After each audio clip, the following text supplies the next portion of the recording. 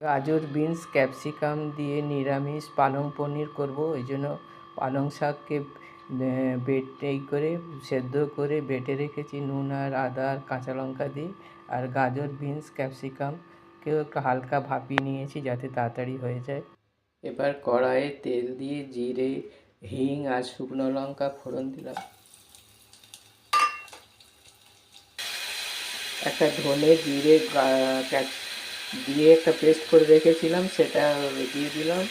সব 1 চামচ করে দিয়েছিলাম। ধনে, জিরে, হলুদ আর কাশ্মীরি লঙ্কার গুঁড়ো।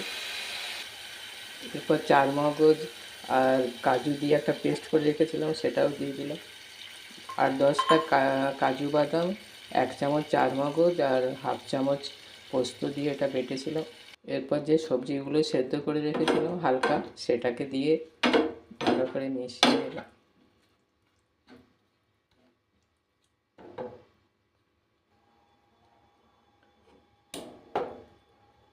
পালং শাকটাও দিয়ে দিয়েছি।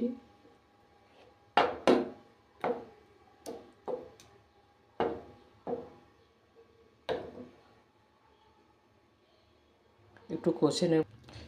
এরপর এর মধ্যে পনিরগুলো দিয়ে দিলাম। পনিরগুলোকে ভাজিনি, কাঁচা পনিরই দিয়ে দিয়েছি।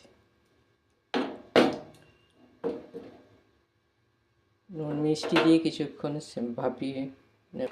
প্রায় হয়ে এসছে। এই অবস্থায় একটু গরম মশলা দিয়ে দেবো।